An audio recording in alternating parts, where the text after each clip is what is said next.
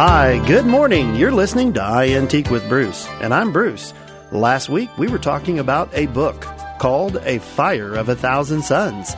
Today, we're going to be talking about primitive style with a passion. We come to you every Saturday from 6 to 7 a.m. on KCMO Talk Radio 710 and on FM 103.7. We're brought to you by the Brass Armadillo Antique Mall and iAntique.com. Coming up at the store this month, November 27th through the 30th, we're going to be emailing out coupons entitling you to $5 off every $50 you spend. That's like getting paid to shop. This is a great way to start your holiday shopping with unique shopping experience at the Brass Armadillo. And if you're not on our email list, just go to brassarmadillo.com and sign up. But today, I have a Mr. Dan Martin with me, and we're going to be talking about primitive style with a passion. And he's very knowledgeable and has a very unique outlook on this topic. Good morning, Dan. Good morning. Well, Dan, let's kind of get started here. You know, some people, and I've even wondered this many times in the past, but just when somebody says country primitive or even just primitive, what does that mean? Basically, it's a style that was either utilitarian or homemade, make do. And in many cases, it could be what we call high country, maybe pieces of furniture that has been painted, but over a period of years, this furniture has lost much of its paint, maybe 80%, 50%, sometimes more. So basically, it's a broad range of a furniture line, or it could be something as common as a buttermold. Okay, so it's not a style; it's a time frame. A time frame, but it's become a style in our society. Okay, yeah, because it's very, very popular. Well, you know, I personally really like the primitive look for decorating in a home. Do you think that it can work to be mixed and matched with other types of decor? Oh, definitely. We do it in our own home. I have many friends that done, and we traditionally are. I have high Victorian to mid Victorian, and it's mixed a lot. In our home, it's predominant within our hearth room. But I think you'll find that the country collectors and the country primitive collectors are a very strong body of people, not only in our country but also in Europe as we have traveled. So it's got a big following, and it does mix very well. I've seen it in very contemporary settings and, as I said, within period settings. You know, I see a lot of magazines that get put out, and they show this beautiful room, you know, with all these bright, vibrant colors and the primitive pieces in the middle of the room, and they just kind of seem to anchor it. But do you think magazines and TV shows have a lot to do with the popularity of country primitive? I think so. I don't think it's as much that group of people are strong, and it's almost it's passed on from generation to generation. It's a history. But, you know, people like Martha Stewart has done a great job as showing primitives, white ironstones, and various mixtures of what she has done. There's good magazines out there right now. And there's also magazines that traditionally have been solid primitive backgrounds that now have kind of put a contemporary twist with mixing that. So I think that's brought a younger generation understanding that, yeah, that one piece of country primitive in the room stabilizes the room and gives it a sense of being. Wow, that's cool. Well, you know, I'd like to talk about some of the different furnishings that go along with country primitive. What are some of the different types and styles of chairs that they consider to be country primitive? Well, the Windsor chair is obviously the most classical of all of them. I think that most of us know about the round back Windsors or the schoolhouse Windsors or firehouse Windsors. So I think those, but you can get also into like the Chippendale styles, you know, the high backs, which is maybe considered high country. So it can go the broad ram of many things. I've even seen furniture that has been painted in the Victorian period, let's say in whites and stuff like that, has lost much of its paint, would even fall within the primitive category. Wow. Well, that's interesting because I enjoy just that look, and I didn't really think there was necessarily that much thought that went into it, but I'd like to braze into another topic here. Canning. You know, canning in the kitchen was popular. Did they have special types of furniture that they made, you know, in the primitive line for canning and putting up foods? Well, I don't necessarily it was made by factories or anything, but the individuals who have lived in the past times, let's say in the 1800s, early 1900s, or even before that, particularly these benches or, you know, cupboards or even a pie safe would be used for that type of thing. These things may have been kept in the cellar, not necessarily for show. They were in the kitchen, which was a very utilitarian type situation. But now these pieces of furniture that were maybe utilitarian and not thought of well are very much sought after by primitive collectors. So, but canners such as granite canners, baskets that went inside of them, mason jars are real hot right now. They come in blues, purples, even the clear ones with their lead lids or glass lids. Those are type of things that, were used for canning and are really popular today to decorate. Well, if you're just now joining us, we're talking about primitive style with a passion. You're listening to iAntique with Bruce, and I'm Bruce, and we're brought to you by the Brass Armadillo and iAntique.com. Hey, if you'd like to become a dealer at the Brass Armadillo, just come on by and tell us you heard it here on the show, and I'll give you a special rental incentive. But I want to get back to pie safes. No, I'm just kidding. I just think of pie every time that word is used. But in the kitchen, it was the heart of the home. And, in the country, they did all types of things. What other kinds of decor was there in the kitchen that was primitive? Well, as you said, the pie safe, which is sort of the anchor point of most country homes. It's tin or it's screen siding. People put lighting into it. So, but the cupboard was another big thing, and they could be as small as 5 feet and go as high as 10 feet or maybe taller. Those were all type of things. The benches were very big things. It can go on. These, again, are utilitarian things. You can look at your own kitchen today and think of a Hoosier cabinet instead of your cabinets that you would have had in there, or a possum belly, which is where you kept produce below, and you would have done all of your flour, any of your baking goods would have been kept in that. These are things we take for granted today because we have kitchen cabinets. And in today's world, that wasn't it. It was done all on either a Hoosier, maybe a possum belly, or a work table, harvest table. Cool. Well, I see a lot of people coming in, seeking out and buying wooden bowls, and they can command a pretty high price. Yeah. Tell us a little bit about how they came to be and some interesting facts about them. Well, turn bowls are kind of a passion of mine. I have a bad thing with wooden bowls, so I love burl wood bowls. And today's market, they're quite costly to buy one. But again, at the time of the early periods of the 1800s and back, having porcelain or ironstone or any kind of product such as that we would use today was not available. It was made for them. So these wooden bowls came in colors, reds, blues on the bases of them. Those are really hot items. The burls that I said earlier, they wouldn't break because the burl wood, the entwined grains of the wood kept them from splitting when they got wet. So those are very, very hot items within the kitchen and used daily. In today's world, they're used in contemporary homes, as we said earlier. I've been into a mini contemporary home that uses a dough bowl, which was made for making breads at the time, used as a centerpiece in their home. But it may be a chrome table with glass top on it, and it looks absolutely fabulous. Hey, neat. I have a couple of bowls that I've gotten at the Brass Armadillo, actually, and one of them was a dough bowl, and you explained the purpose for that. But I've been told the other one's called a harvest bowl. Have you ever heard that terminology, or am I just getting... No.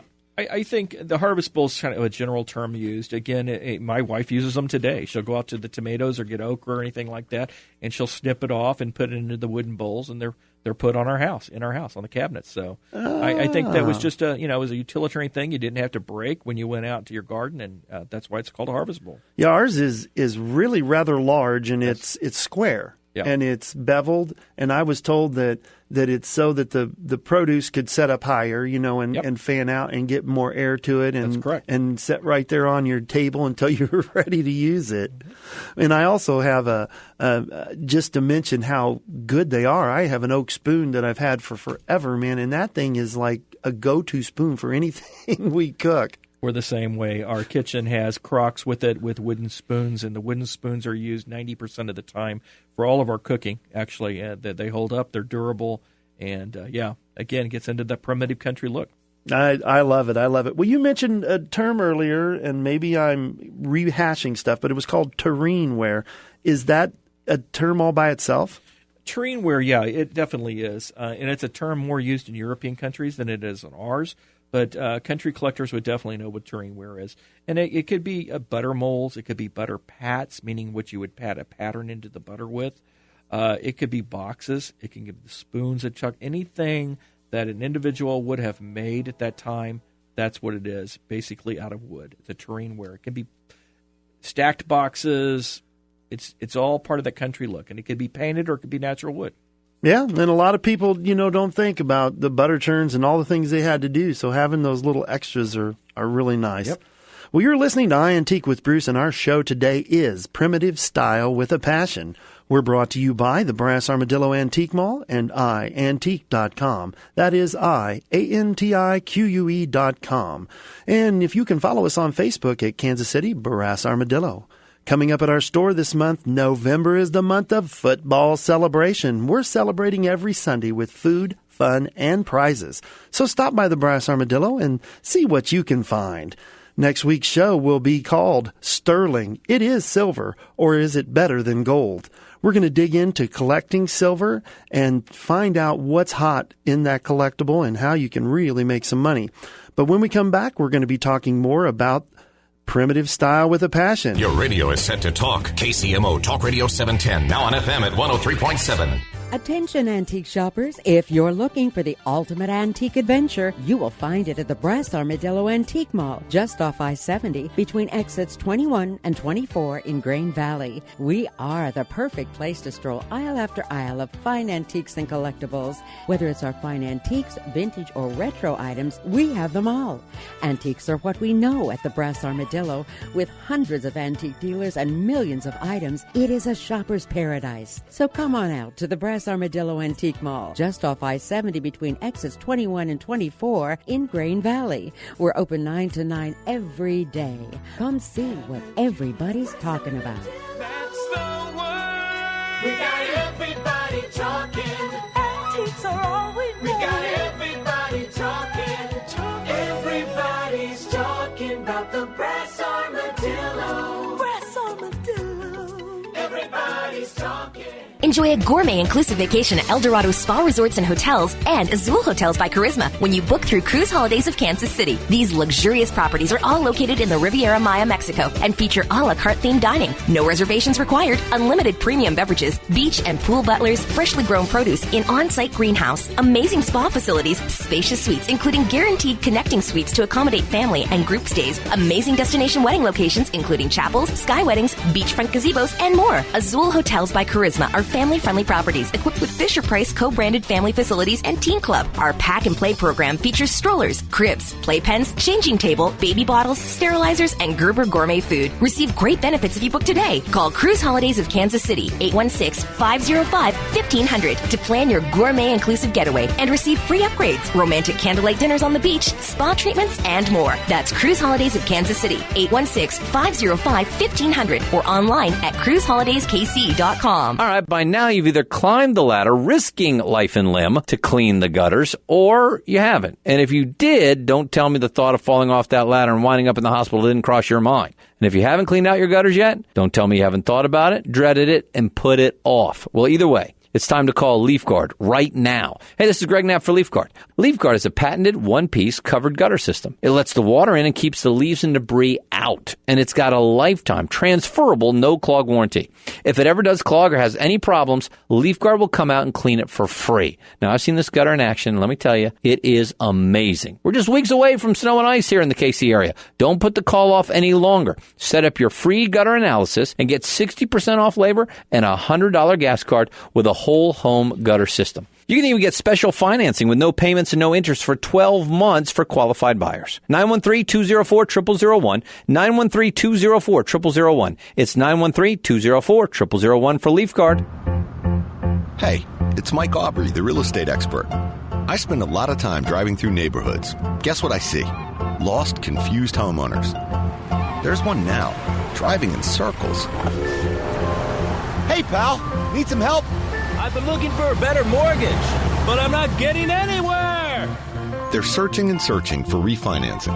But even though they are current on their payments, they just can't find a lower rate or better terms because they're underwater on their mortgages. Talk about getting the runaround. But there is one place to look if your mortgage is owned by Fannie Mae or Freddie Mac. Mike, can you get me out of here? Come on, follow me. I've got the answer. HARP, HARP. It's a government refinancing program that can save you money. See if you qualify at harp.gov. Thanks, Mike. Now we're getting somewhere. Harp.gov, your best route to a better mortgage.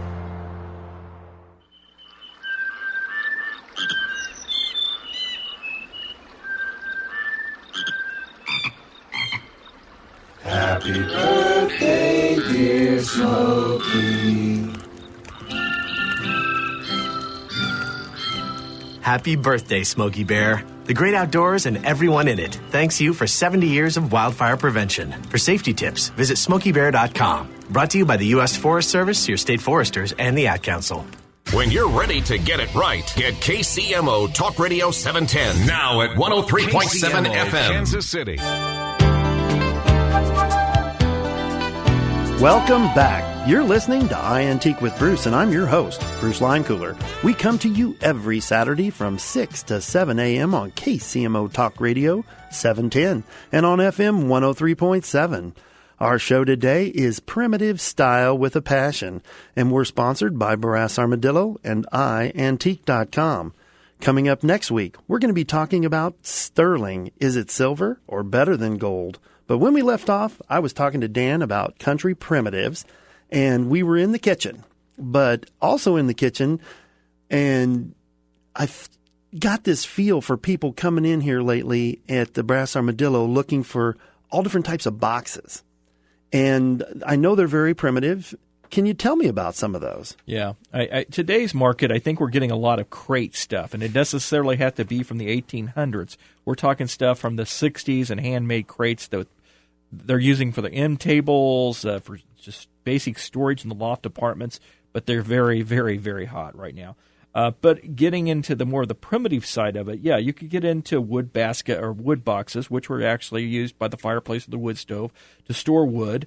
There was brides boxes, which were typically kind of an oval in shape, various paint colors. They could be even wallpapered in the earlier periods. And this is where brides would keep maybe their bridal veil or bridal gloves, that type of things. You could spice boxes. Those were very hot. Writing slopes. You didn't have a lot of room in some of these homes, so they would have boxes that would fold out to make a desk, and that's where you'd have your ink. Quilt boxes, blanket boxes. These were all hot situations. So, yeah, boxes are hot in country decorating. Yeah. I didn't realize there were as many as there were.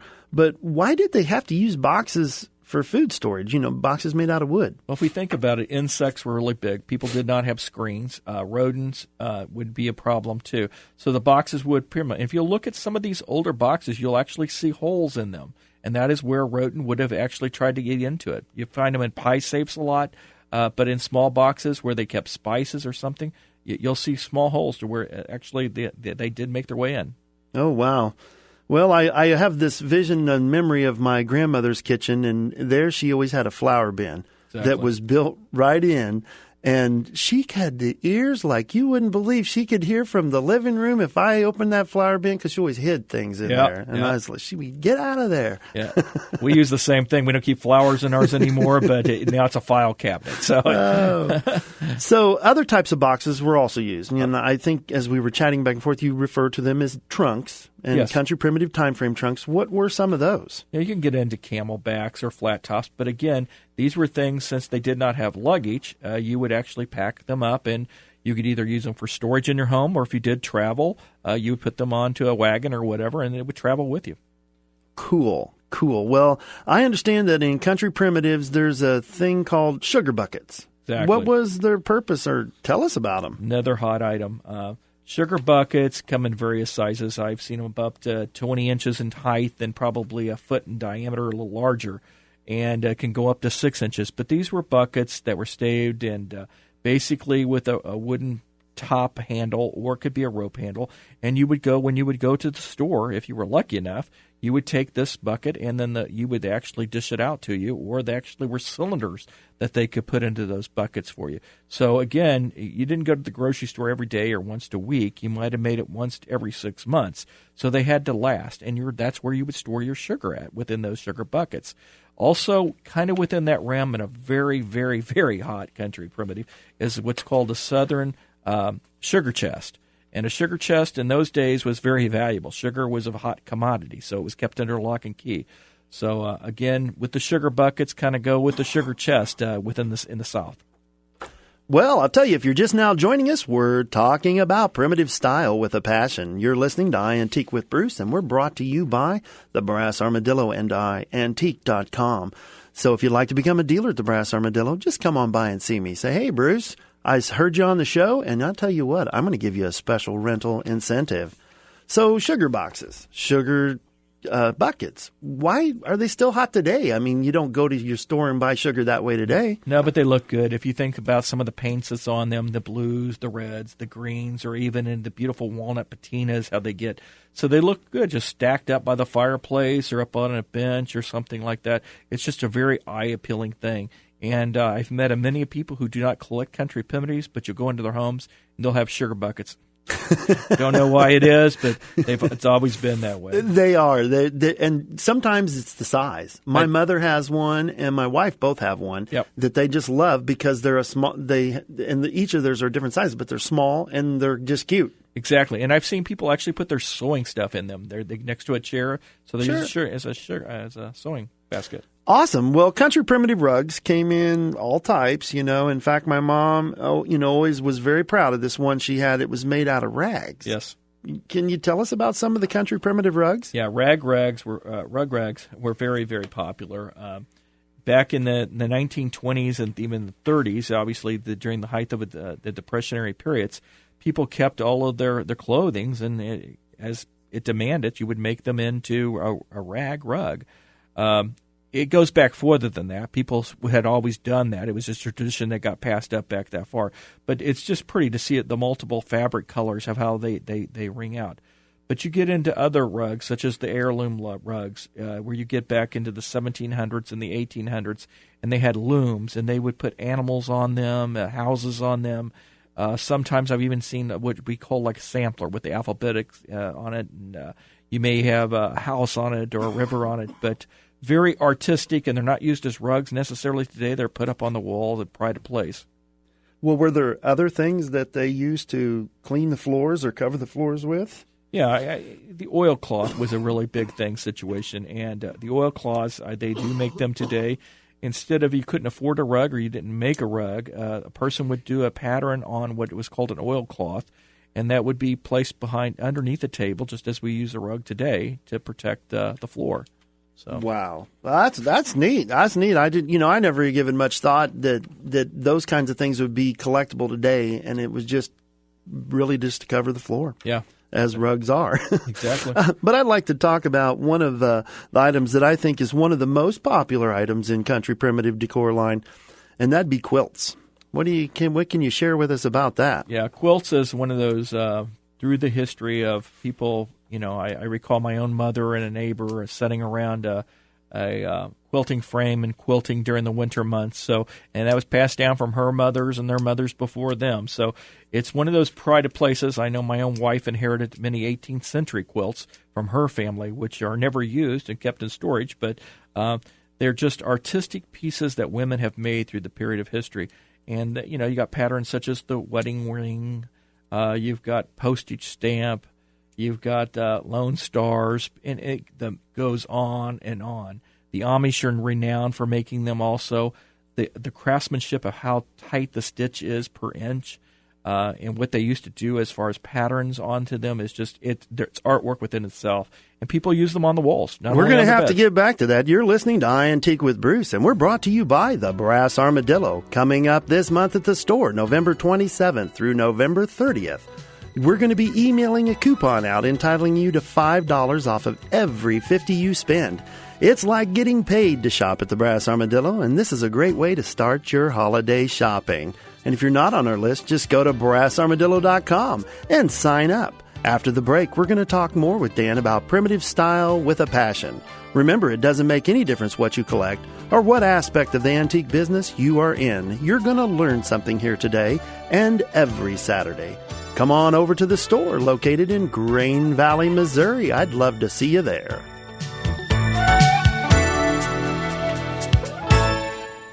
I heard on the news about that 5-year-old who found his uncle's gun.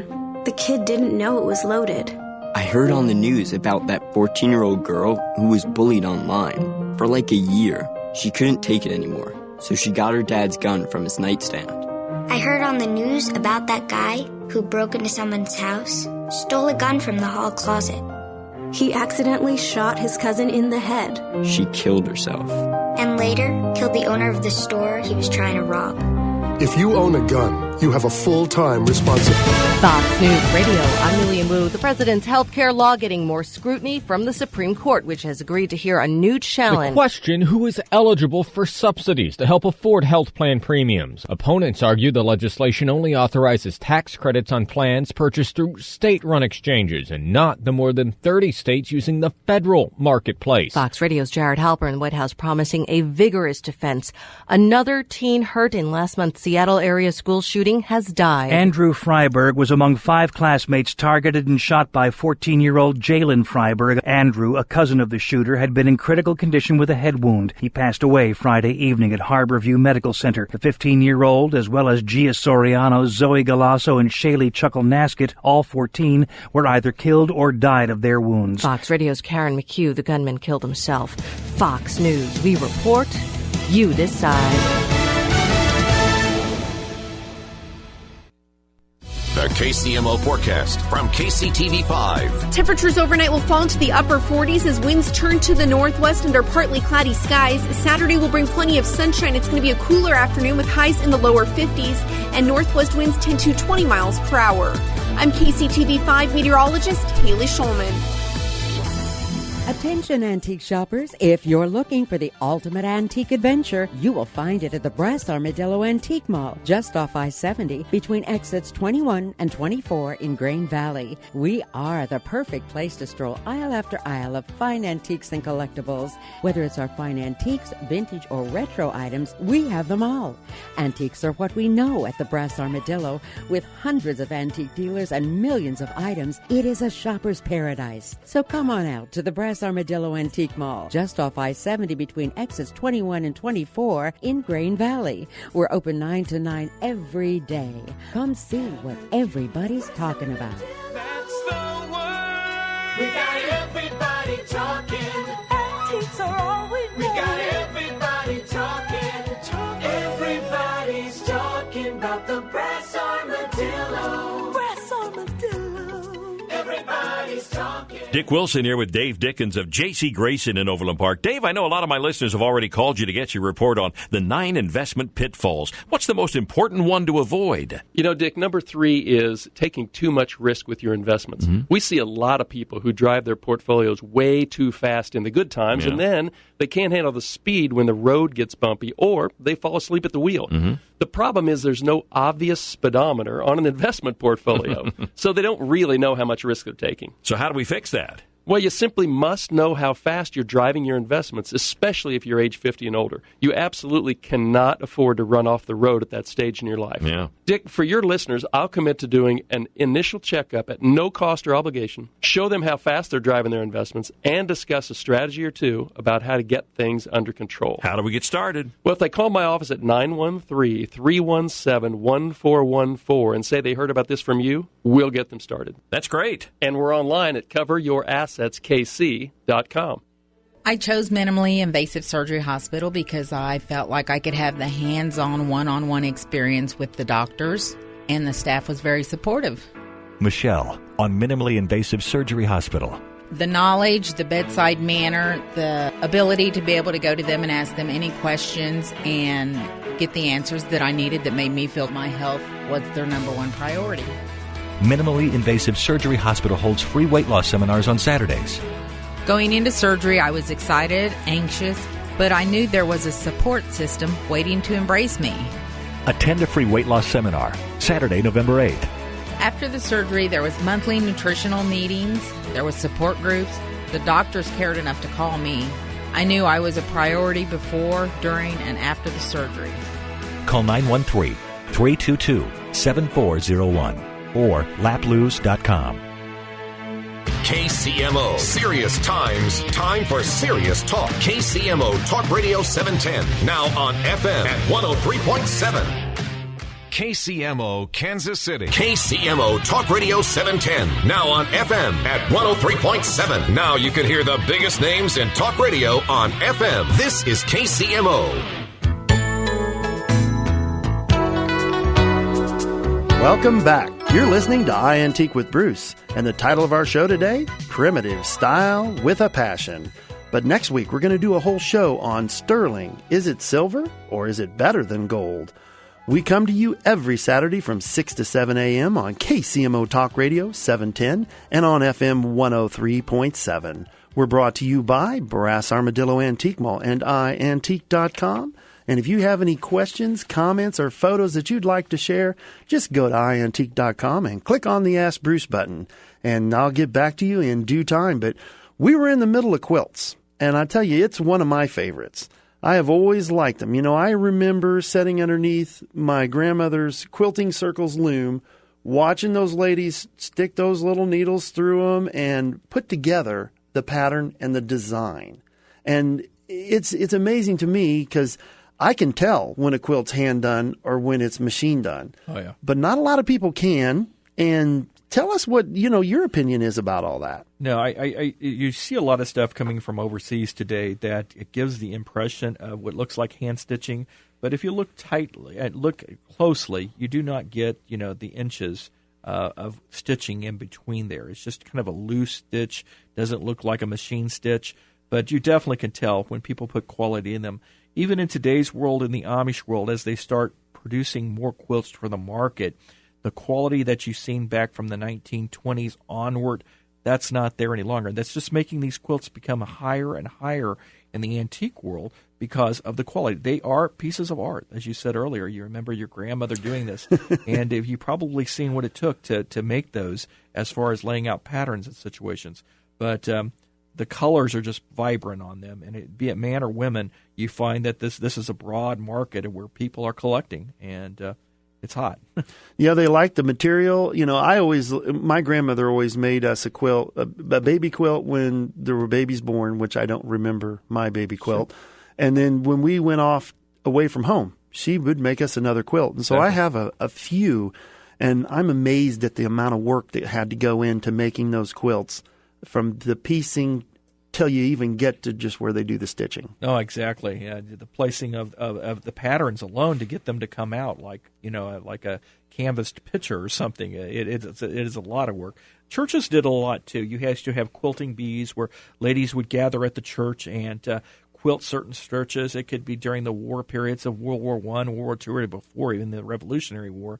But those quilts are just amazing to see dates of them or names that you can go back on parish rosters and find out that Betty Smith in 1936 actually is on there, and her name is attached to this 1936 quilt. So that's really cool. I see people using quilts for all types of things, and it's because of the such vibrant color, and I think the shapes, that it adds texture to a room. What are some of the things you see in primitive designs that they use quilts for besides bed toppers? Exactly. I mean, you can go with horses or the everyday like cattle, that type of situation. But the star is a prominent one that's out there. The Lone Star is no more Lone Star, Texas, but I'm sure it was used in other states. But again, they were put on in today's world. It goes beyond that. It goes on for wall hangings, over to a tablecloth. It could be used as over a table for display things, over a sofa. So we're using it in many, many ways that our ancestors didn't, because it was mostly used onto the bed. And then in some cases, like my wife's inheritance, these quilts were never used. They were too nice, and they were kind of pride of place. They were placed in blanket chests. They're over 150 years now. Wow. Well, if you're just now joining us, we're talking about primitive style with a passion. And you're listening to iAntique with Bruce, and we're brought to you by the Brass Armadillo and iAntique.com. Come on by the store anytime. We're open 9 to 9, 7 days a week. But if you'd like to become a dealer, come by and say, hey, Bruce, I heard it on the show, and I'm going to give you a special rental incentive. So quilts can go on for hours. I totally agree with that, Dan. And there were an amazing piece of art that I know is extremely popular through today. But I'd like to take a moment and talk a little bit about some of the other things you told me about. So let's go into signage of the primitive time frame. Signage is kind of fun. Actually, even today's signage, you see some of the stuff that's out there that from the 40s or the 50s, and that's real hot now. But in the primitive world, mostly we like wood. It can be placed on various other substances that has a seed modified onto it, or it may have the store, a date onto it. The country colors such as blues, the reds, and the greens, and stenciling. Those are just very things that you put on your wall today in the country homes. It could be over the mantle. It could be above a door. But seeds is another situation. I noticed within the store that we have some seed signage up there, some parent dealing, and that's going to go hot, I can tell you right now. So, again, anything that was utilitarian, it could be a gas sign that says 24 cents a gallon.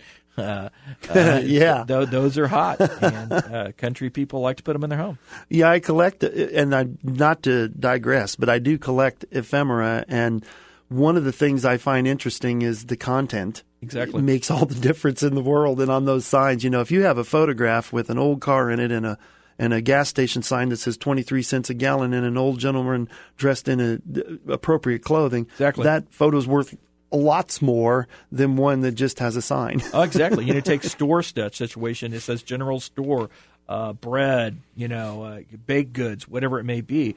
It's in the country blues with some nice gold stenciling. Sky's the limit what that's going to bring for a hearth rim. So. Yeah, I believe it.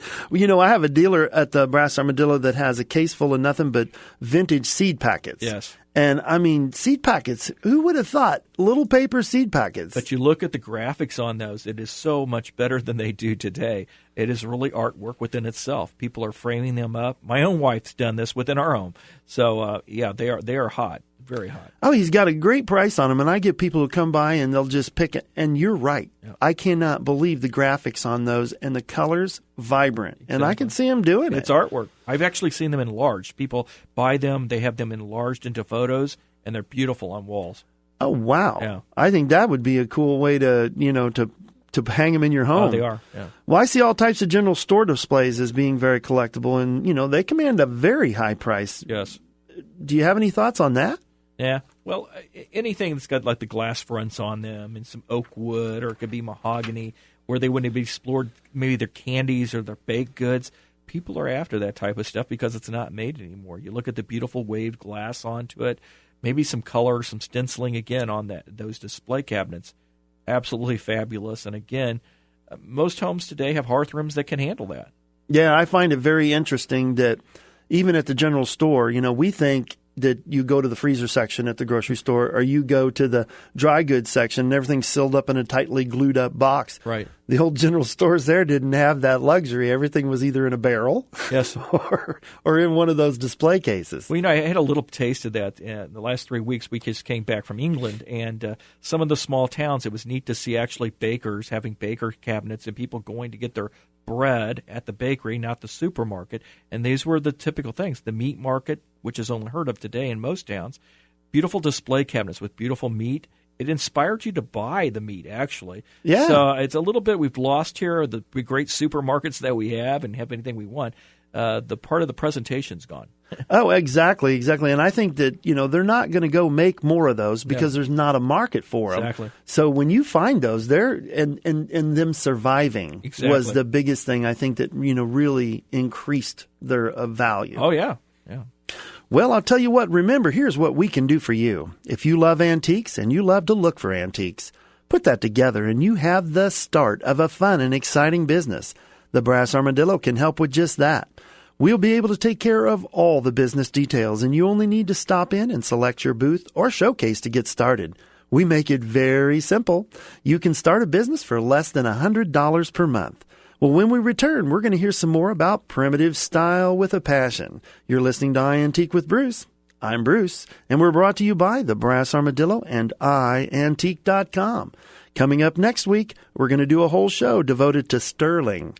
Is it silver or is it better than gold? We'll be right back. Attention antique shoppers, if you're looking for the ultimate antique adventure, you will find it at the Brass Armadillo Antique Mall, just off I-70 between exits 21 and 24 in Grain Valley. We are the perfect place to stroll aisle after aisle of fine antiques and collectibles. Whether it's our fine antiques, vintage, or retro items, we have them all. Antiques are what we know at the Brass Armadillo. With hundreds of antique dealers and millions of items, it is a shopper's paradise. So come on out to the Brass Armadillo Antique Mall, just off I-70 between exits 21 and 24 in Grain Valley. We're open 9 to 9 every day. Come see what everybody's talking about. That's the word. We got everybody talking. Antiques are all we know. We got everybody talking.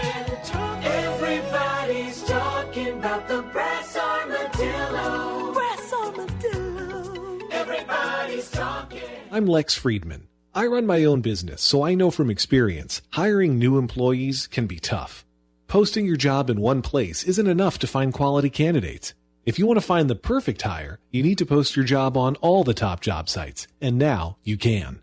With ZipRecruiter.com, you can post your job to 50-plus job sites, including Craigslist, LinkedIn, and Twitter, all with a single click. Find candidates in any industry nationwide. Just post once and watch your qualified candidates roll in to ZipRecruiter's easy-to-use interface. No juggling emails or calls to your office. Quickly screen candidates, rate them, and hire the right person fast. Find out today why ZipRecruiter has been used by over 200,000 businesses. And right now, our listeners can post jobs on ZipRecruiter for free by going to ZipRecruiter.com/talkradio. That's ZipRecruiter.com/talkradio. One more time, to try it for free, go to ZipRecruiter.com/talkradio. Owning and caring for a home comes with a lot of to-dos. Tune up the furnace, clean the gutters, remodel the kitchen. Whatever your home improvement need, Home Advisor can help you find a pro you can trust to get the job done right. Go to home.homeadvisor.com for instant access to top-rated pros in your area, including electricians, handymen, plumbers, whatever type of home pro you need. And Home Advisor is absolutely free to use. At Home Advisor, you don't have to search through a long list of pros. With just a few clicks, Home Advisor matches you with pros who provide the exact services you need. You can read customer reviews of the pros, even use the cost guide to find out what hundreds of other home projects cost in your area. And because Home Advisor knows it's important to find a pro you can trust in your home, they conduct background checks on their service professionals. It's just one of the reasons more than 25 million homeowners have used Home Advisor. Go to home.homeadvisor.com to find the right pro for your project. That's home.homeadvisor.com. All right, by now you've either climbed the ladder, risking life and limb to clean the gutters, or you haven't. And if you did, don't tell me the thought of falling off that ladder and winding up in the hospital didn't cross your mind. And if you haven't cleaned out your gutters yet, don't tell me you haven't thought about it, dreaded it, and put it off. Well, either way, it's time to call LeafGuard right now. Hey, this is Greg Knapp for LeafGuard. LeafGuard is a patented one-piece covered gutter system. It lets the water in and keeps the leaves and debris out. And it's got a lifetime transferable no-clog warranty. If it ever does clog or has any problems, LeafGuard will come out and clean it for free. Now, I've seen this gutter in action, and let me tell you, it is amazing. We're just weeks away from snow and ice here in the KC area. Don't put the call off any longer. Set up your free gutter analysis and get 60% off labor and a $100 gas card with a whole home gutter system. You can even get special financing with no payments and no interest for 12 months for qualified buyers. 913-204-0001, 913-204-0001. It's 913-204-0001 for LeafGuard. I'm starting to dread the weekends because of my husband's drinking. He doesn't stop drinking until he's out of control and passes out. A counselor told me to try Al-Anon family groups. I didn't think weekend drinking was that serious, but I'm glad I went. Are you troubled by someone's drinking? You might be surprised at what you could learn in an Al-Anon family group from people just like you. Call 1-888-4-AL-ANON or visit alanonfamilygroups.org. KCMO, Talk Radio 710, and now on FM at 103.7, 103.7. Get connected to Kansas City's talk station, AM, FM, and online at KCMOTalkRadio.com. KCMO. Welcome back. We're talking to Dan Martin about primitives decorating with a style. Don't forget, you can send us your questions, comments, or photos to iantique.com. Once there, just click on the Ask Bruce button.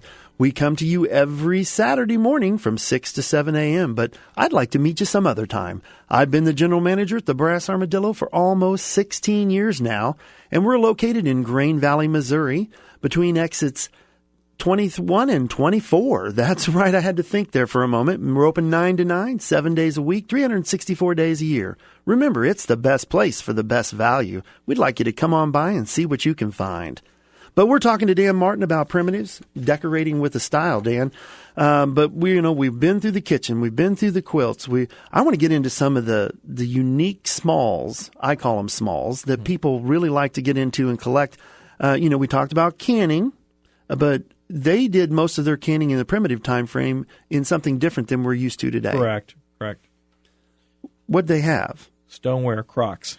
That was the aluminum can of our day. Everything was kept in crocks, and every home had a crocks. Wow. Well, what are some of the different types of crockery? If you think about that's kind of funny. Crocks is one of those things. If you think about it, it can be anything from what we call a whiskey jug, but that really wasn't what it was used for. It could be vinegar, oils, or whatever, with the looped handle, that traditional one that everybody knows. But the ranges will run from a quart-sized crock all the way to a 50-gallon crock. And they run in various forms. We have what's called salt glaze, as where they would throw the salt into the kiln, and it would put kind of a speckling effect to the pottery, and it gives it a nice texture. Or you could have the smooth that we're all familiar with, which typically today, like Crown and those companies make. But cobalt blue, that's totally where the market is in crockery. And depending on the design of what's on it, that determines the value, who the manufacturer was. It's also very regional. Here, if you go upstate, they're very hot on their cobalt designs and who those manufacturers were, such as in New York or New Jersey. Those are hot here today, don't get me wrong, but you get a good Missouri potter, and we're all going to fight for it. And typically those is redware in color, not blue.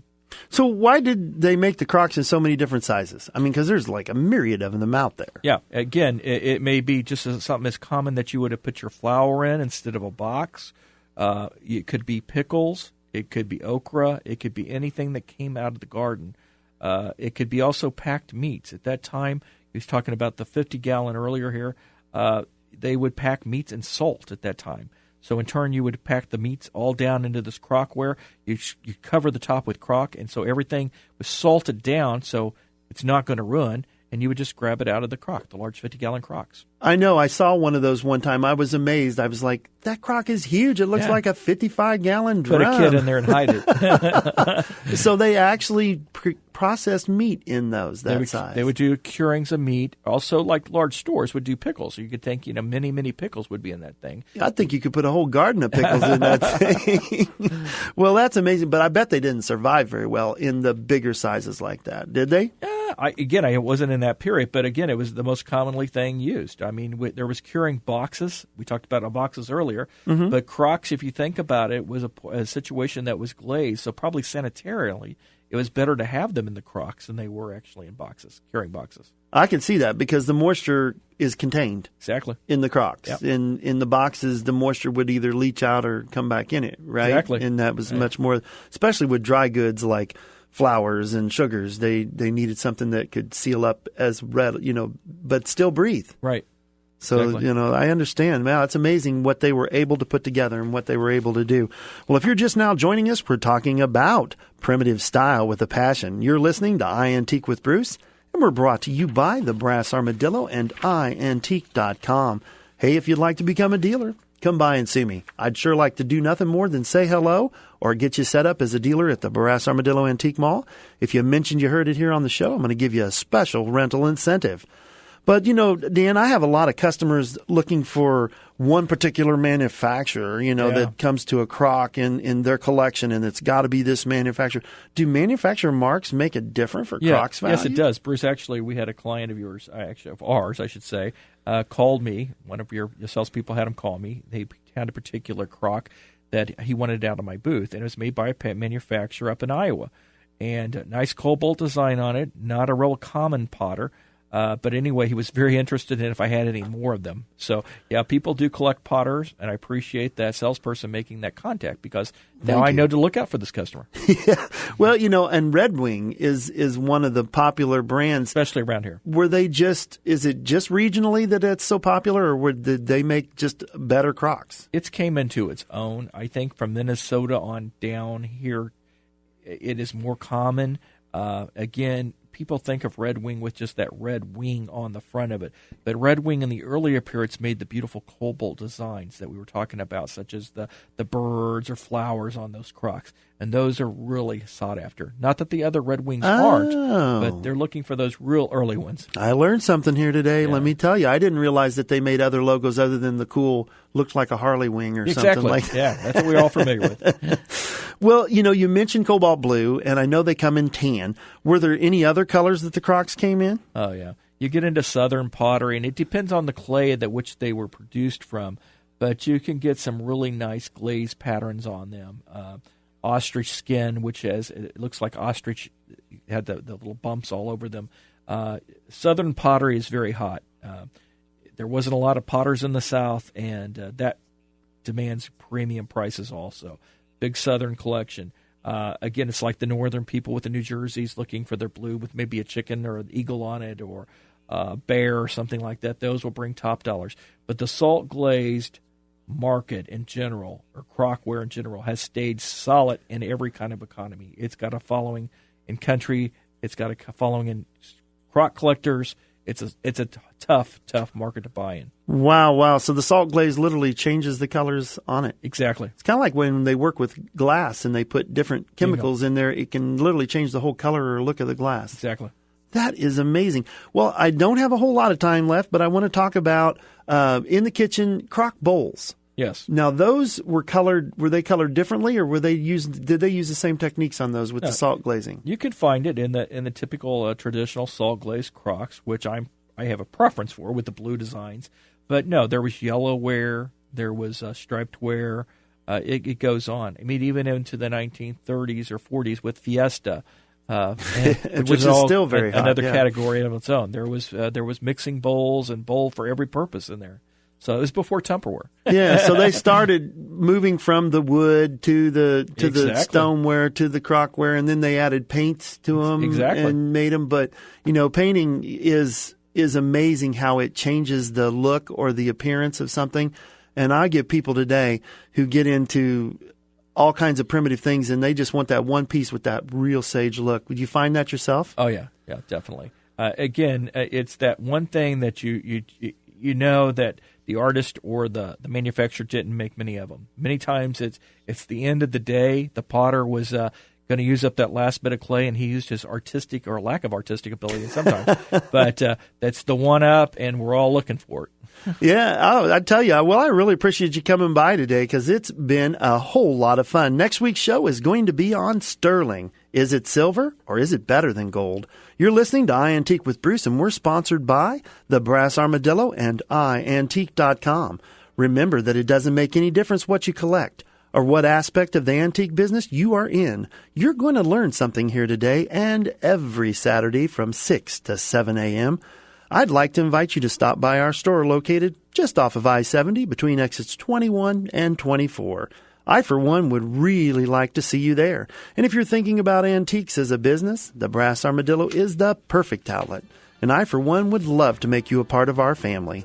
Remember, new dealers are like oxygen. They breathe life into the industry, and there's still plenty of treasures out there. Could you be the one who finds that next hot item?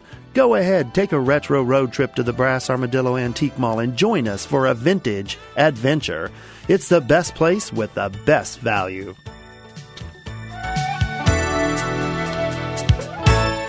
Attention antique shoppers, if you're looking for the ultimate antique adventure, you will find it at the Brass Armadillo Antique Mall, just off I-70 between exits 21 and 24 in Grain Valley. We are the perfect place to stroll aisle after aisle of fine antiques and collectibles. Whether it's our fine antiques, vintage, or retro items, we have them all.